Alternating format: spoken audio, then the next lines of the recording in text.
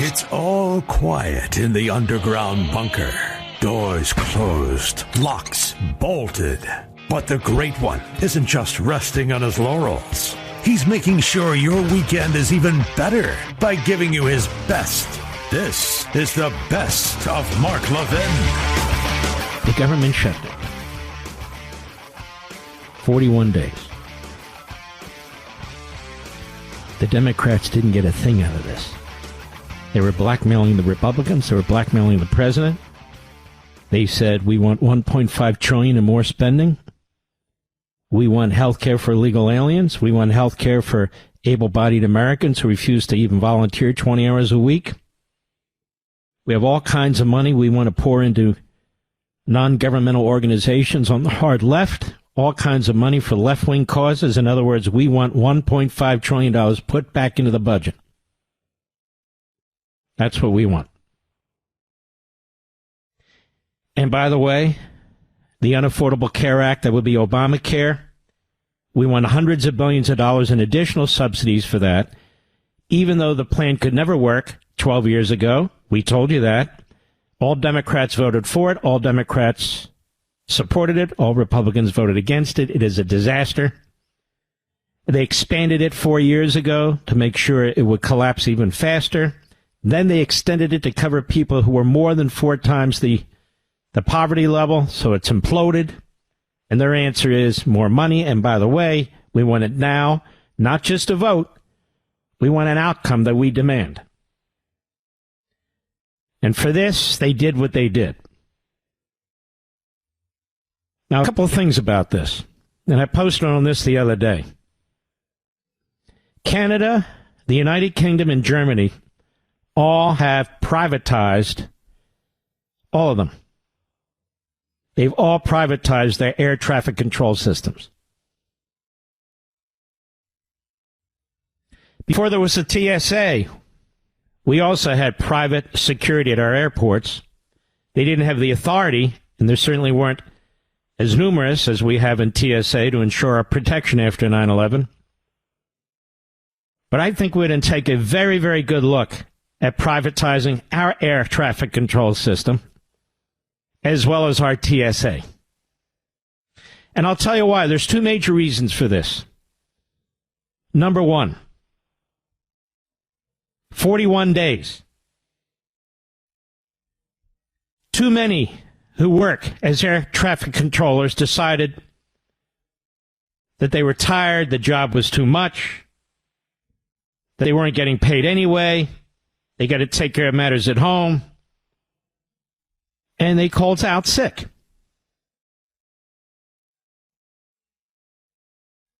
That is utterly unacceptable to me. They're in the process of shutting down our air traffic control system. That's what they were doing. Of course you're going to have sympathy for their situation. But the cops don't do that. The military doesn't do that. Doctors don't do that. Nurses don't do that when there are issues in specific hospitals or areas of the country or what have you. It's unacceptable, period. And I don't care if I'm going against the grain. I have nothing personal against any of these people. I don't know any of these people. But that's unacceptable. It's a heavily unionized association. In 41 days, these guys are tougher than that. These gals are tougher than that. They were tired, worn out. You got to be kidding me. Seriously? They're tired and worn out because people were staying out, sick leave and vacation leave all at once, so they had to pick up where some of their colleagues left off, I suppose. But to me, no great nation can put up with that. 41 days, and you collapse, and that's that. No. There are men and women in this country who have back-breaking jobs, literally back-breaking jobs, whether they're working in mines, in construction, God knows what. But to me, this is utterly unacceptable, period. Something needs to be done about it. That's number one. Number two, Bernie Sanders is very upset tonight And I want you to keep something in mind. 7 Democrats and 1 independent who's really a Democrat are voting with the Republicans, all but Rand Paul. So that means the overwhelming majority of Democrats still want to cripple the air system, the air control system, and still don't want to feed the needy under the food stamp program, among other things. Among other things. The Democrats don't care about the little guy, whether it's illegal immigration, whether it's crime, whether it's this. They created this situation in the first place. They took really a ministerial act that's not controversial, and they blew it up. They blew it up like legislative terrorists. They want the economy to collapse. They want airlines to come to a halt. They don't want to pay the military. They want ICE to surrender. This is the Democrat Party. That's what they want. So I ask you a question. More and more take over the private sector by the federal government, more and more centralization of decisions by the central government, fewer and fewer Americans in the public sector making these decisions. Instead, we're getting politicians and bureaucrats who are not driven by expertise, who are not driven by public service, but are driven by power and politics. Can you imagine if the entirety of our healthcare system was run by the government? What these same people would do? Shut down the healthcare system? Make sure doctors and nurses aren't paid? Make sure hospitals aren't receiving the monies they need? When you have kamikaze Democrats who are prepared to blackmail in order to get what they want, to expand their power and further centralize government, removing it further and further from we the people, and you see their mindset, it's on display the last 41 days and beyond. If it wasn't for these 8 Democrats, 7 Democrats, 1 phony claims to be an independent, none of this would be resolved. Do you really want Bernie Sanders and Tlaib and these people to have this kind of power? Because the more power the government gets, the more power they have, and the less power you have.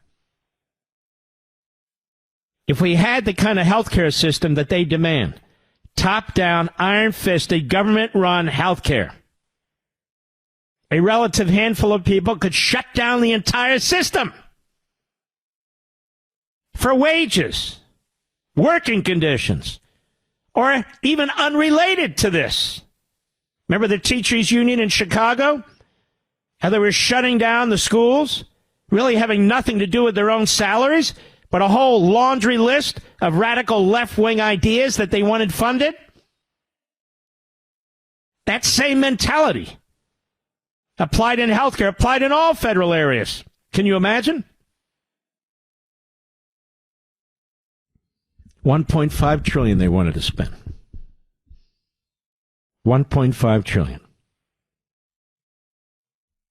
So this should demonstrate, and it won't, but it ought to demonstrate once and for all, why you don't centralize services, economic decisions, in the hands of a relative few power-hungry politicians and bureaucrats.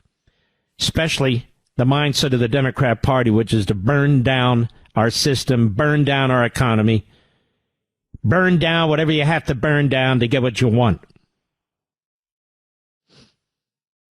And now we get to hear from the Marxists and Islamists in the Democrat Party who say Schumer needs to go. Now, I don't understand this one, Mr. Producer. I'm certainly no fan of Schumer. I've been on his ass for a quarter of a century. But Schumer didn't vote for this. Did he? No. Schumer didn't agree with the other 8. So Schumer has to go? Schumer is a disgusting person, a disgusting political hack. There's no question about it. But they want to punish Schumer. Why, America? Even though he's a quisling. Even though he was silent in the face of Mondami. He didn't endorse him. And so it's time to purify. Because that's what Marxists and Islamists do. They purify. It's time to purify. They want a leader in the Senate who's a saboteur. They want a leader in the Senate who will bring down the whole country. Because they believe that's how they get power. You and I should stick by our conservative principles. We should demand a consideration of the privatization of the FAA and the TSA. We should fight every effort to centralize any further services and decisions of the government to the government from the private sector, as this is more evidence. And those who conducted a sick out, because pretty much what happened at the FAA, in my humble opinion, should be punished. Those who stayed, as I believe the president has suggested, should get a bonus. You reward good behavior and you punish bad behavior. Now, it's my intention to fly from Florida to Virginia tomorrow and to do this radio show. But if not on the air, and we'll have a sub if that's the case, it'll be because I can't get a flight back. Mark Levin.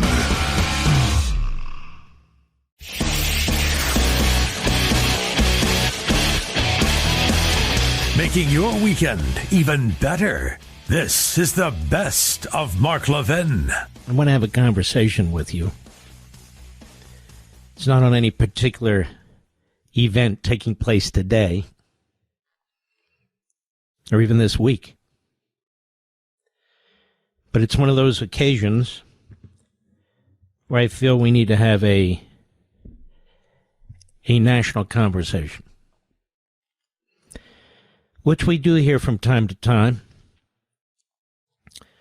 You know, ladies and gentlemen, I write a lot about our history, ancient history, about freedom and tyranny and totalitarianism, principles that undergird our society, the attacks on these principles. And so it's with almost 25 years of experience behind this microphone and writing these books and communicating with you every way I can think of, that I come to you with a very heavy heart. We've talked about what's going on in this country at some great length. I wrote a book called On Power. Before that, I wrote a book called The Democrat Party Hates America. And before that, I wrote a book called American Marxism. And unfortunately, this has all come to pass now. What we have within the Democrat Party is not just a battle between two entities. You're watching the Democrat Party being eaten by a bacteria, by a cancer, by a force with an ideology that is foreign to our nation's ideology and belief system, that I've been talking about for some time. That is Marxism and Islamism. And what set the stage for this Marxism and Islamism is the Democrat Party. Its immigration practices, of which there were none. Its constant effort to destroy our founding principles. DEI, CRT, the 1619 Project. The constant, relentless rhetoric and propaganda against our institutions. And they have weakened our institutions, intentionally so. They have used our education system to advance ideologies, They've used our education system to empower themselves. They're power hungry, and they seek to centralize power. But they have unleashed forces now that they cannot control. Forces that are devouring that party. Forces that are devouring their leadership. Forces that are devouring their rank and file and replacing the rank and file. The Democrat Party's base is now the Democrat Party's center, its core. You can see it in front of your eyes how quickly it's transitioning. And these forces that are now devouring the Democrat Party from within have been unleashed by the Democrat Party itself, hate the country. And they are using language and slogans and propaganda and demagoguery to package their hate for the country, the hate for our founding, the hate for our history, the hate for our belief system, as righteous, as liberating, as equality, as affordability.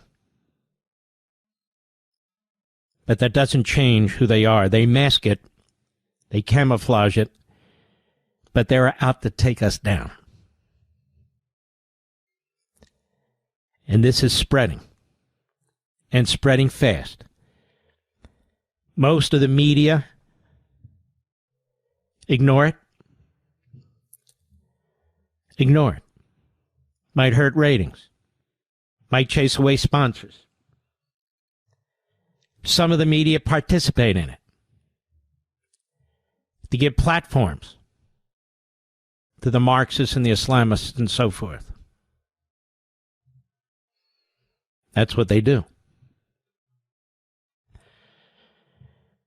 But it's worse than that. As I've studied Germany, as I've studied Spain, as I've studied other countries in the world, our own country, but mostly them,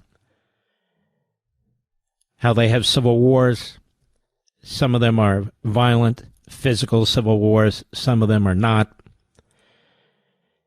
There's a reaction that is developed in response to what I just described on the right. I'm not talking about constitutional conservatives. I'm talking about on the right, the radical right.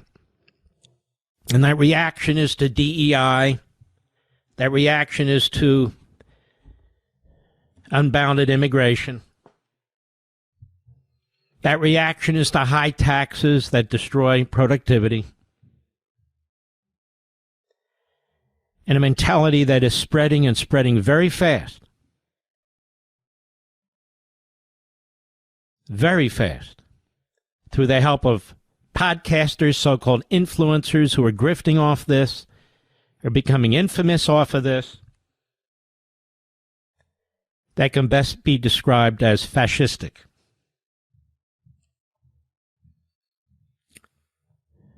Unfortunately, the world has been here before, but our country is not. We have rejected Marxism and fascism, totalitarianism. But now with a fairly corrupt media and podcasters and so-called influencers that become extraordinarily famous and wealthy by promoting one or the other, or the battle between the two, we now have voices that reach into cars and homes and the public square, promoting this stuff. Promoting it.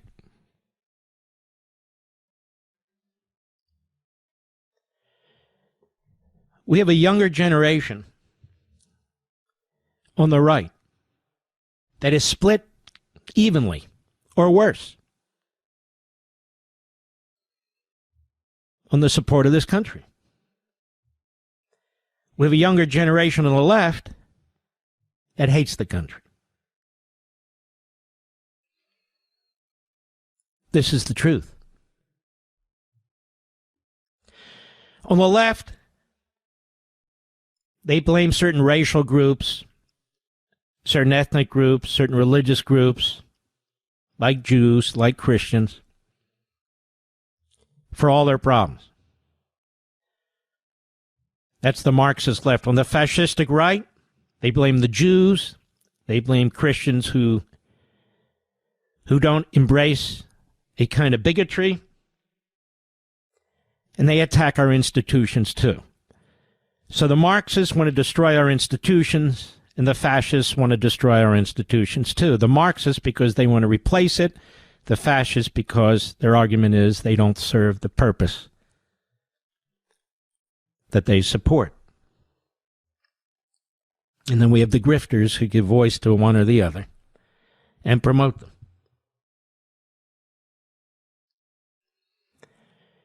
But what is happening, and I've written about this extensively, we've talked about it from time to time, but I really want to crystallize and focus on this. So what is happening now is that support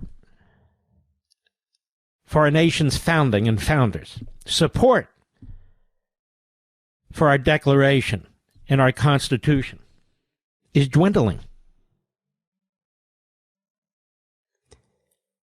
It's even starting to collapse, with the Marxists wanting to replace it and the fascists claiming they don't work right, so we need to replace it as well.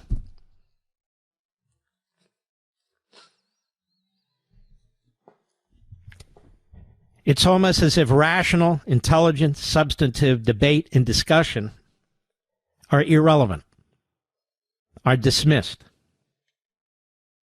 On the left, they don't want to hear about it. So they destroy monuments, they destroy our history, they rewrite it, they condemn our founders, they condemn the West, they attack the West. And the fascistic right, they attack these institutions as having failed or promoting this counterculture. In many ways, they're right in that respect. And then you got to blame. You blame the Jews. You blame traditional conservatives. You blame the Constitution. You blame the founders. This is what's meant by this sort of a U spectrum ideologically that's taking place in our country. You see the overlay of the Marxist fascistic mindset, even though typically one wants nothing to do with the other. However, this is why you'll see a podcast or influencer on the fascistic right praise Mondami, almost out of jealousy. See, the Republican Party is not embracing the fascistic right. It's resisting it. Not enough, but it is. The Democrat Party is being devoured by the Marxist left because they wouldn't fight it. And now, rather than resist it, they're becoming it. They're becoming it. This really has nothing to do with Israel. It has nothing to do with Netanyahu. That war is effectively over. And yet, what's taking place in our country continues. It continues. See the assassination of Charlie Kirk, for God's sakes. You see the brutal attack on Turning Point participants the other day by the Antifa types, by the left. They've been militarized. And in response, I fear you're going to see the same sort of thing happen with the fascistic right. I was told by a local police chief, I can't get too detailed because I don't want to reveal it to people who wish harm, that I needed to get security and I needed to get it right away. That they would like to know my whereabouts, but that in the end, I need to protect myself. We've been told that about our home and our family too. So when the Alex Joneses and the Megyn Kellys and the Tucker Carlsons and the Steve Bannons, when they attack me and my faith and my family, it has consequences. Mark Levin.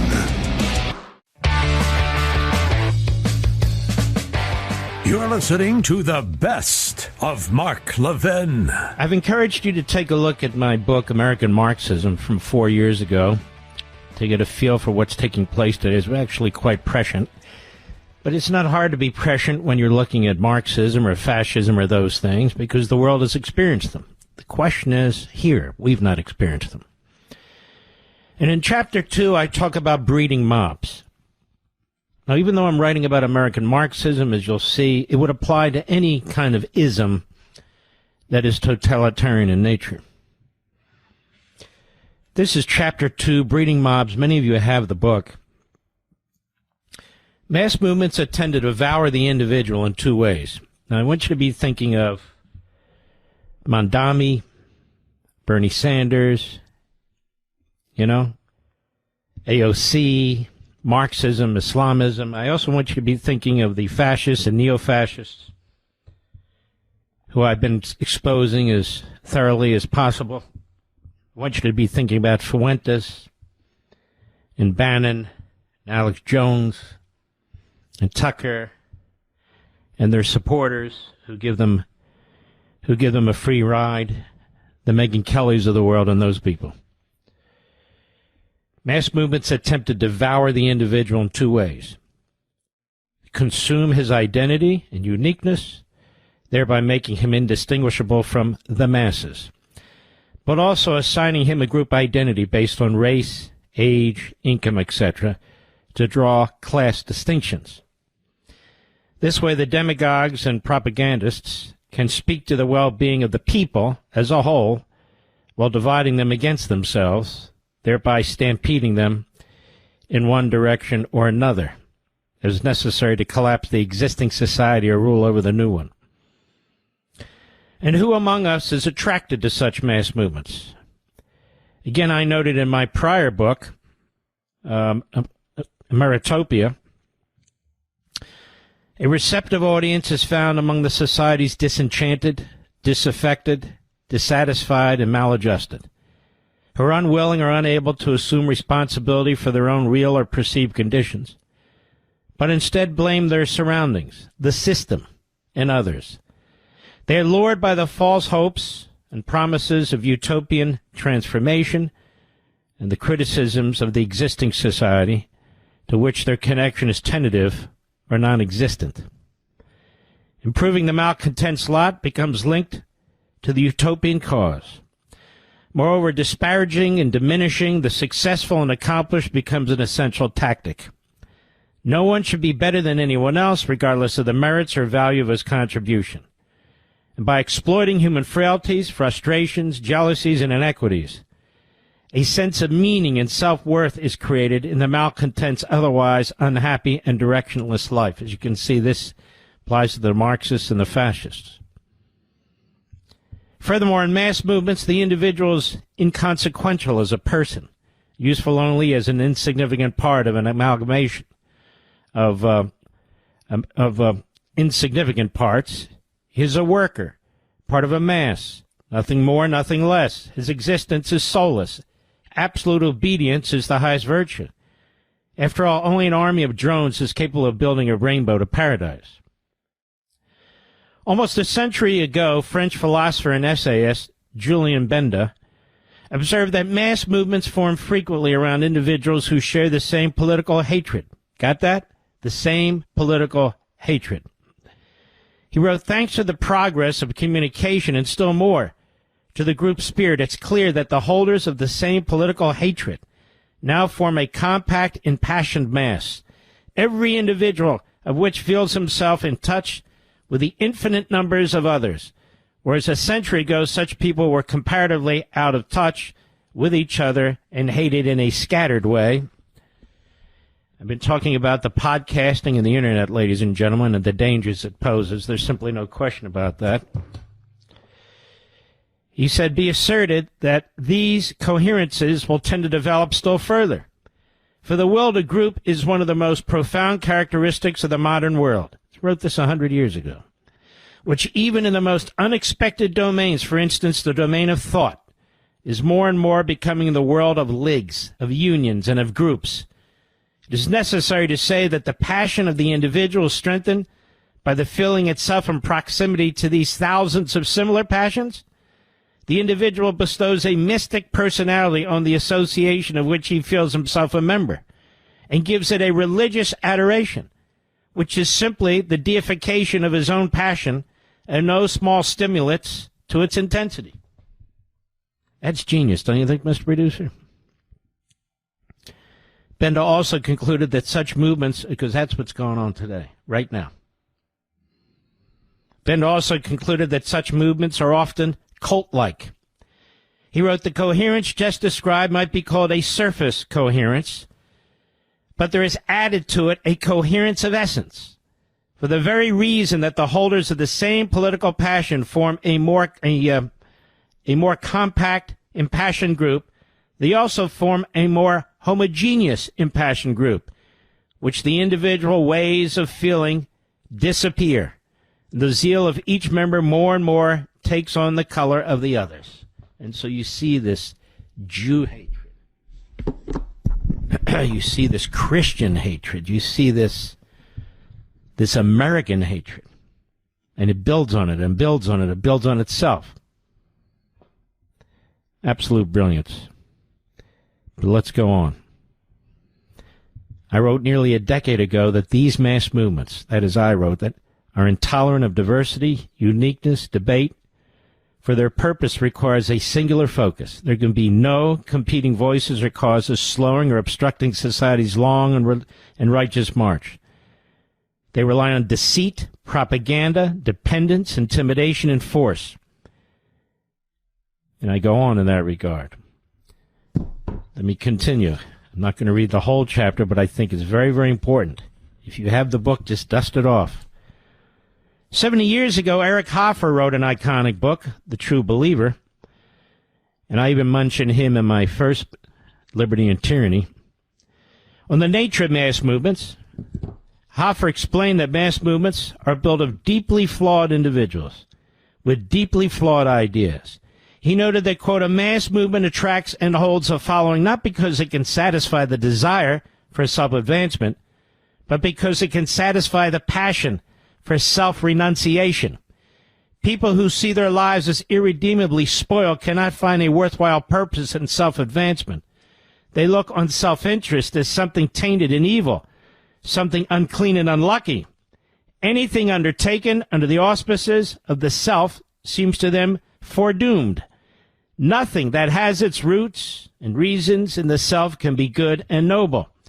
Moreover, most mass movements, I write, are angry and gloomy movements, hostile toward well-adjusted, happy, and successful individuals, among others. Indeed, I write later, there is a kind of psychotic pleasure and excitement in wrecking the present-day society, including, if not especially, one as free, humane, tolerant, and virtuous as ours. Let's see. What surprises one when listening to the frustrated as they decry the present and all it works, writes Hoffer, is the enormous joy they derive from doing so. Such delight cannot come from the mere venting of a grievance. By expatiating upon the incurable baseness and vileness of the times, the frustrated soften their feeling of failure and isolation. Thus, by deprecating the present, they acquire a vague sense of equality. The cause itself becomes the reason for one's existence. As Hoffer pointed out, The means a mass movement uses to make the present unpalatable, strike a responsive chord in the frustrated. The self-mastery needed in overcoming their appetites gives them an illusion of strength. They feel that in the mastering themselves, they have mastered the world. One gains the impression that the frustrated derive as much satisfaction, if not more, from the means a mass movement uses as from the end it advocates. My God, is that true? Thus, Hoffer is describing a fanatic and fanaticism. He says the fanatic's passionate attachment is the essence of his blind devotion and religiosity, and he sees in it the source of all virtue and strength. Though his single-minded dedication is a holding on for dear life, he easily sees himself as the supporter and defender of the holy cause to which he clings. These would be Fuentes and the Gropers, and the people who subscribe to Carlson and Bannon. These would be the Marxists, the Islamists, the people who vote for Mondami and his ilk. Hoffer explains it this way: the fanatic cannot be weaned away from his cause by an appeal to his reason or moral sense. Let me repeat that. The fanatic cannot be weaned away from his cause by an appeal to his reason or moral sense. Again, this is in Chapter 2 in American Marxism. He fears compromise and cannot be persuaded to qualify the certitude and righteousness of his holy cause. His passionate attachment is more vital than the quality of the cause to which he is attached. He continues to live without an ardent, dedication is to be adrift and abandoned. He sees intolerance a sign of weakness, frivolity, and ignorance. He hungers for the deep assurance which comes with total surrender, with a wholehearted clinging to a creed and a cause. Sorry, I have to read with a magnifying glass. What matters is not the content, is not the contents of the cause, but the total dedication and communion with the congregation. The fanatic comes from all walks of life and all backgrounds. You could look at George Soros. You could look at others. Like Benda, Hoffer sees the fanatic and the mass movement as centered on an intense, if not obsessive, hatred. He says, passionate hatred can give meaning and purpose to an empty life. Thus, people haunted by the purposelessness of their lives try to find a new content, not only by dedicating themselves to a holy cause, but also by nursing a fanatical grievance. A mass movement offers them unlimited opportunities for both. Indeed, I write, the dangerousness of this hatred, when tied to a cause, can have calamitous societal and human consequences. It leads to scapegoating, balkanization, violence, and in its more aggressive form, ethnic cleansing, I write. More broadly and simultaneously, this hatred seeks to malign, debase, debauch, and ultimately topple the status quo and the civil society. I'd say this is on Mark, don't you, Mr. Producer? In the end, if such mass movements succeed, the result is totalitarianism. Hannah Arendt, who I cite in several of my books, but I'm pointing it out here in American Marxism, genius writer, philosopher. She suffered through the Holocaust. And she writes, the attraction of evil and crime for the mob mentality is nothing new. It has always been true that the mob will greet deeds of violence with the admiring remark, quote, it may be mean, but it's very clever, unquote. The disturbing factor in the success of totalitarianism is rather the true selflessness of its adherents. In point of fact, I write, mass movements are the necessary precursors to building revolutions and overthrowing governments. In the immediate instance, our own republic, by various and competing tactical approaches. But as described earlier, there is a commonality and essential methodology to this counter-revolution and societal transformation. And that is the voice and the view of a collective. And I go on and excruciating detail throughout the book, especially this chapter. And this chapter, not by accident, I titled Breeding Mobs. And we are breeding mobs. We are breeding Marxists, Marxist Islamists, and we are breeding fascists. Mark Levin.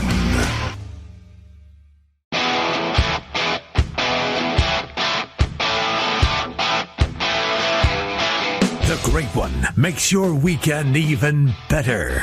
This is the best of Mark Levin. We're going to be celebrating 250 years since the beginning of the revolution. Actually, the signing of the Declaration of Independence, more accurately, 1776, July. I don't even say July 4th, because they actually voted on it and approved it on July 2nd. Are you aware of that, Mr. Producer? Because you listen to the show, okay. But they did sign, or most of them did sign, because it took time to make copies of it back then, obviously. And I revere these things. I revere our history. I revere the founders and the framers. These people do not. They don't know a damn thing about them. I revere our documents early on. And so when people attack them, whether it's the fascistic right or the Marxist left, you and I, constitutional conservatives, we have to defend them. We have to defend them. We're not into a cult of personality. Well, this guy used to be like that. It doesn't matter. We believe in our country. We're patriots. And so we can't believe in a cult of personality where people are literally destroying our entire belief system and then telling us Putin's a good guy and Qatar's pretty cool and the head of Iran telling us that Bonhoeffer is something wrong with him, and Churchill. In other words, trashing the greatest generation, trashing our men and women in military, or veterans, telling us Mondami's pretty cool and that Hamas is not a terrorist group, it's a political organization, and if you're Christian and you believe in the Holy Land, what did he say? He detests you more than anybody. That's evil. That's sick. And then he has his surrogates who pile on and make excuses for him and, F you. Megyn Kelly, very ladylike. F you. Maybe I'll give her a cigar and I don't know. Something not right there either, quite frankly. But I don't want to wash my hands again. I already washed my hands. President of the United States said something today, and I was proud of him. I'm proud of him, period. I spoke to him the other day for quite a long period of time in the morning about a number of things. I can't share it. These discussions are confidential. And nothing crazy, just it is what it is. And he put his foot down. The Democrats were blackmailing the country, you and me, Mr. and Mrs. America, for $1.5 trillion to fund illegal alien health care, to fully fund, like before, public broadcasting and NPR, a whole bunch of left-wing groups to fund and all the rest of it. And the president, no, you don't get to undo what we just did in May. And it takes time for these tax cuts to resonate throughout the economy. Under Reagan, it took about 14 months with these massive tax cuts, and then it was off to the races. And so you got to figure after the first quarter, maybe in the second quarter of next year, you're going to see this stuff really kick in. It just takes time. The economy is very big. And so the president last night, when he signed this bill, he made something very clear to the extortionists, the Marxists, the Islamists, a.k.a. the Democrats. Cut one, go. We've seen how good government can be and how bad government can be if people don't know what they're doing.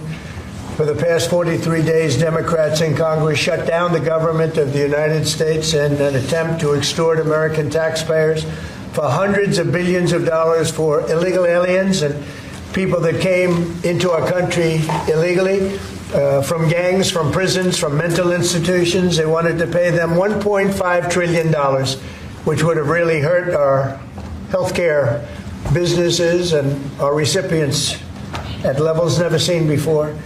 Today, we're sending a clear message that we will never give in to extortion, because that's what it was. They tried to extort. The Democrats tried to extort our country. In just a moment, I'll sign a bill exactly like we asked Democrats to send us all along, many days ago. This cost the country $1.5 trillion, this little excursion that they took us on. Republicans never wanted a shutdown and voted 15 times for a clean continuation of funding. There's never been a time when one or the other party ever didn't sign a continuation. It's just a continuation, not a big deal. It's a continuation, and we'll talk later.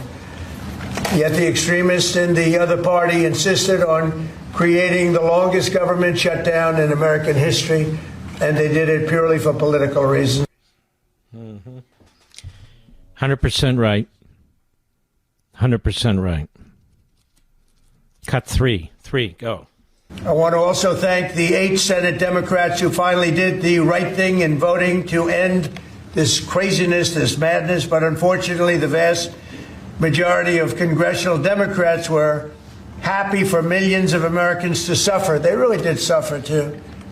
And the Democrats admitted, they said, well, no, we finally have a point. Even though people have to suffer, we finally have a point. And that didn't work out too well for them. But they really went out and they could appease the fringe benefits of their far-left base. But that didn't work out, because now their far-left base is angrier than ever before. We actually elected a mayor of New York City who happens to be a communist. When was that going to happen? Remember, I said all the time during my campaign, we will never be a socialist country. And that's right. We turned out to have a communist in New York City. And if you look at his views, those are the views of a communist, not a socialist. So this is no way to run a country. I hope we can all agree that the government should never be shut down again. End the filibuster, terminate the filibuster. It'll never happen again. Mm-hmm. Yeah, unbelievable. President has a great idea. It's the basis of ideas that have floated around a long time. I want you to hear what he said, and then I want to build on it. Cut 4, go. But it all includes fixing the healthcare system that Democrats broke with the disaster known as Obamacare. Obamacare was a disaster from day one. It's done nothing but go up. And if you remember President Barack Hussein Obama, when he came up with this crazy idea, he said everything's going to be great. Rates are going to go down. Payments are going to go down. Everything's going to go down. It went the exact opposite, with the biggest increase of healthcare in any country. It's a disaster. And I'm calling today for insurance companies not to be paid, but for the money, this massive amount of money, to be paid directly to the people of our country so that they can buy their own health care, which will be far better and far less expensive than the disaster known as Obamacare. And I've had, I think, great support. I've even had Democrat support. So we want the money that would be going to the insurance company, which is hundreds of billions of dollars. You know, their stock prices have gone up by 1,000% in many cases, 1,000% over a short period of time, because our country stupidly pays them so much money with this Obamacare scandal. So I want the money to go directly to you, the people. And you'll go out and you'll buy your own health insurance and you'll negotiate. Right. Here's the thing, folks. I don't trash our pharmaceutical companies, our insurance companies, and so forth and so on. We have the best healthcare system in the world, thanks to hundreds of thousands of Americans who work for these companies, and they work hard. They try to do the right thing under the rules that are set by Congress or the states. But that doesn't mean we can't make decisions, good decisions, that are wiser than we have made. And I'm a big believer in these health saving accounts, or whatever you want to call them, where people have more money in their own pocket, but that requires the people then to use that money to choose a health care program, a premium, and to pay for it.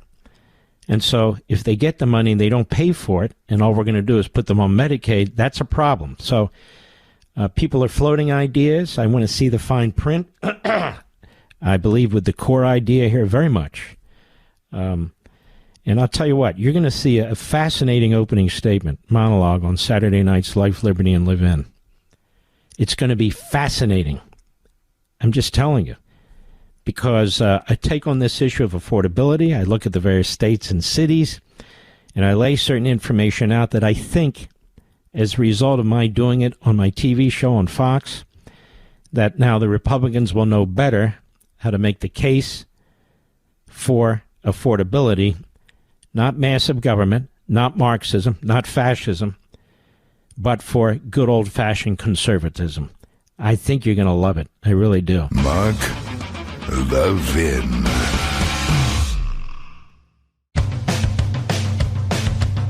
We're giving you nothing but the best of Mark Levin. Yes, I'd be right here. Here's where I'd be at. You don't end sentences in prepositions, but people do it all the time. Where are you at? You don't need to say, where are you at? You've already said, where are you? Right, Mr. Producer? Where you be? It's another one that kind of drives me a little crazy, to be perfectly honest with you folks. Oh, yeah. All right, so now I told you about Qatar. They own London. They own our colleges and universities.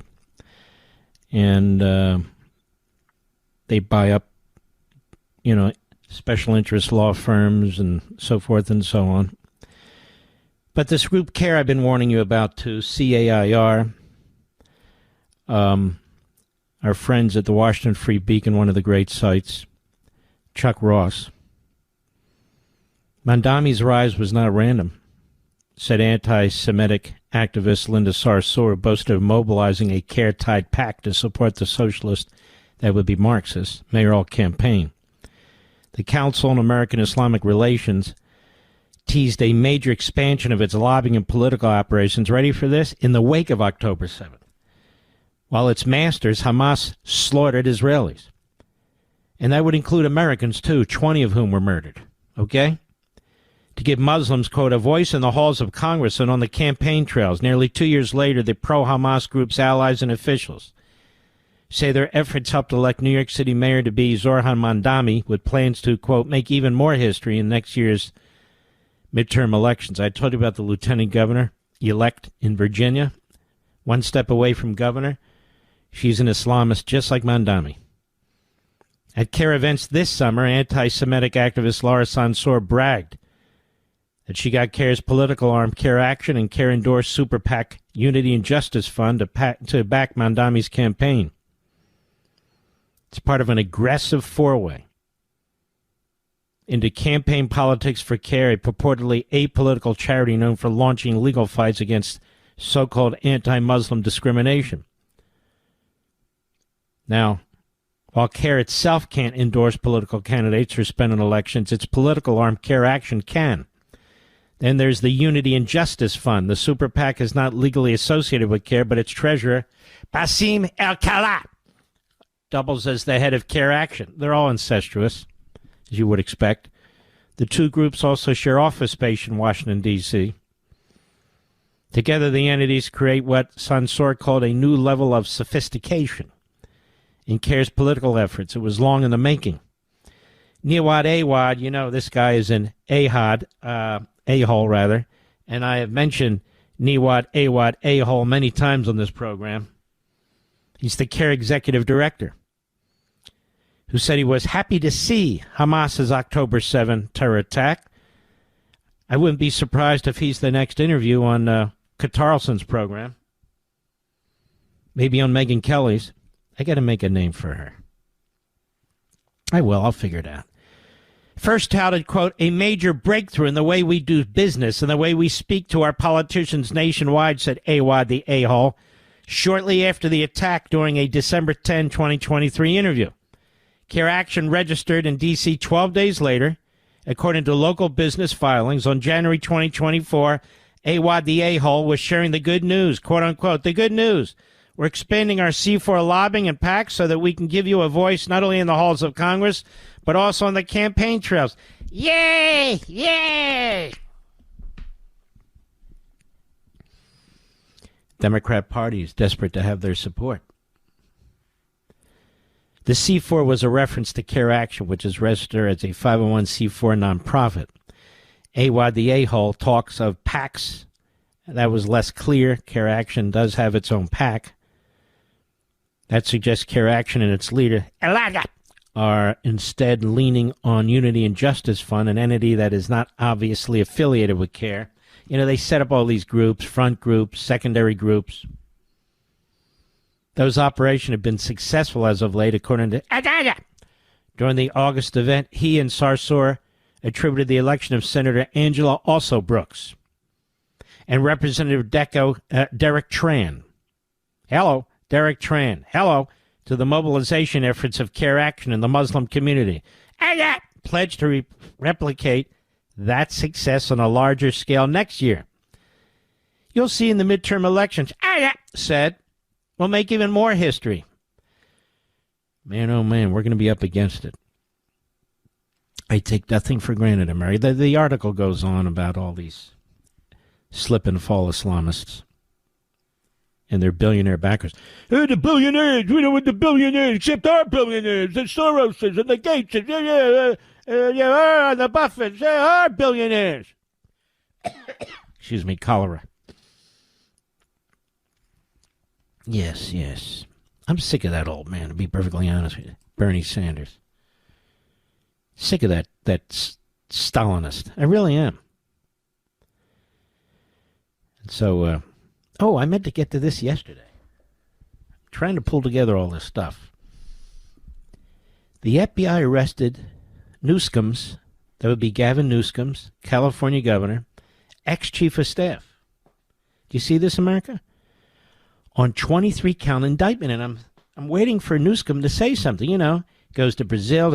Where's Donald Trump? He's in Washington running the country, you moron. Why aren't you in Sacramento running your state? Well, he is. He's running it into the ground. But you get the point. He's another weirdo. Not just physically with the long pencil neck. What is with the pencil necks in California? Schiff, Newsom. What is that, Mr. Producer? Then he combs his hair back. It looks like he's putting applesauce in his hair. I don't know what that is. Oh, it's so 1953. Nonetheless, 23-count indictment against his ex-chief of staff, and you don't hear crap about it. Bank and wire fraud, conspiracy to defraud the United States, obstruction of justice, and more. Wow. Wow. Western Journal, wonderful site. Brian Shea, a woman who was once one of California Governor Gavin Newsom's most trusted lieutenants, has found herself in the crosshairs of the FBI, and she's not looking very great. Yesterday, the U.S. Attorney's Office in the Eastern District of California dropped a bombshell news release stating Dana Williamson, Newsom's chief of staff from 2022 to 2024, had been indicted on a litany of charges. The 53-year-old Williamson has been charged by a federal grand jury with conspiracy to commit bank fraud, wire fraud, conspiracy to defraud the United States, obstruct justice, subscribing to false tax returns, making false statements. That's just the start. In total, the indictment included 23 counts. Williamson was arrested by the FBI on Wednesday, according to the Sacramento Bee. First broke the news of the indictment. She pleaded innocent to all counts, was released on $500,000 bond. Where's Newsom? We haven't heard from him, and he never shuts his big mouth. This is a critical step on an ongoing political corruption investigation that began more than 3 years ago, U.S. Attorney Eric Grant said in the news release. As it always has, the U.S. Attorney's Office will continue to work tirelessly with our law enforcement partners to protect the people of California from political corruption. Now, the charges are the result of 3 years' investigation. What they say is there was disguising personal luxuries as business expenses, especially to claim improper tax deductions or to willfully file fraudulent tax returns, in a serious criminal offense with severe consequences. U.S. Attorney's Office alleged Williamson between 2022 and 2024 when she was working for Governor Newsom. Don't worry. I'm the greatest governor. I will watch every penny. But your chief of staff right under your nose. Well, how was I supposed to know? Conspired with others to move funds from a dormant political campaign to an associate. Williamson apparently was helping funnel these funds for the associate's personal use. And it was a notable amount. Williamson is accused of helping make approximately $225,000 available to this associate. And the release by the government says collectively they funneled the money through various business entities and disguised it as pay for what was in reality a no-show job. No-show job. I mean, Biden was in a no-show job for 4 years. Williamson is also embroiled in a number of other shocking allegations, according to the release. And this was hand-picked a person by Governor Newsom. He knows what to do. Just because the Palisades burned to the ground, just because there's no water, just because there's illegal immigrants on every corner, just because that speed train they were building was a black hole for billions and billions of dollars, just because they have the highest taxes, just because they have the highest gasoline prices, just because, doesn't mean it's his fault. She and a business associate created false, backdated contracts after being handed a subpoena in 2024 regarding Paycheck Protection Program loans made to Williamson's business. You know, she might want to get an advisor. There's a guy out there who's, you know, he confessed to committing fraud against people on a charity, taking money from, among others, little old ladies. He said he was going to build a wall, but never did. And that would be, of course, bloated Bannon. Obviously, he didn't do all these things, but he did something. So he's giving advice to Epstein. Got all those texts telling Epstein how to deal with the public and the press. All those videos that bloated Bannon won't release. Maybe he can help this woman. Whereas yet, when FBI agents first confronted her about these myriad of allegations, she made false statements. I wonder why. Newsom, for his part, seemed ready to wash his hands of all this, since Williamson was no longer on his team. While we're still learning details of the allegations, the governor expects all public servants to uphold the highest standards. How about you, Newsom? You hired her. Apparently she was doing this while she was your chief of staff, if I'm reading the years correctly. No, you don't understand. No, I don't understand.